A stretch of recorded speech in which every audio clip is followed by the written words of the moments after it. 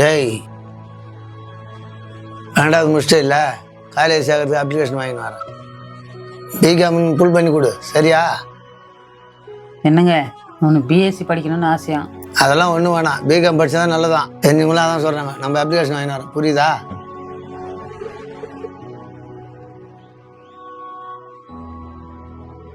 ஏய், உனக்கு வண்டி வாங்கி தரேன்னு சொன்னேன்ல, அது இப்போதைக்கு இல்லை, அப்புறம் பார்த்துக்கலாம்.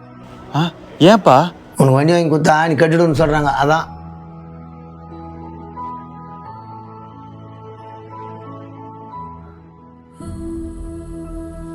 இன்றைக்கு போனி என்ன ஆச்சு? நானும் ரிட்டையர் ஆகிட்டேன். இப்படியே வேலை தேடி தான் என்ன அர்த்தம்? எப்போதான் வேலை கிடைக்கும்? எப்படிப்பா கிடைக்கும்? எப்படி கிடைக்கும்? என்னடா பேசுற? பின்ன என்னப்பா, நான் எந்த ஸ்கூல் சேரணும்னு சொல்லிட்டு தெரிஞ்சவங்க சொன்னாங்கன்னு சொன்னீங்க, நான் எந்த காலேஜ் சேரணும்னு சொல்லிட்டு தெரிஞ்சவங்க சொன்னாங்கன்னு சொன்னீங்க, அப்புறம் எனக்கு என்ன வேணும் வேணாங்கிற வரைக்கும் தெரிஞ்சவங்க சொல்கிறாங்கன்னு சொல்கிறீங்க.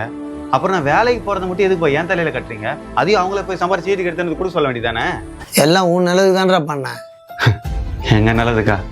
எங்கள் நல்லதுக்குன்னா நீங்கள் எங்களை கேட்டு தான்ப்பா முடிவு பண்ணியிருக்கணும். இப்படி அடுத்தவங்க சொன்னாங்கன்னு அடுத்தவங்க வாழ்க்கை எங்களை வாழ இருக்கக்கூடாதுப்பா. இங்கே சொல்கிறவனுங்க எல்லாரும் கடைசி வரைக்கும் சொல்லிட்டு மட்டும் தான்ப்பா இருப்பானுங்க. நம்மளுக்கு ஒன்றா கூடலாம் வந்து நிற்க மாட்டானுங்க. இங்கே நம்மளுக்கான வாழ்க்கையை நம்ம மட்டும்தான் வாழணும். அதை முதல்ல புரிஞ்சுக்கோங்க.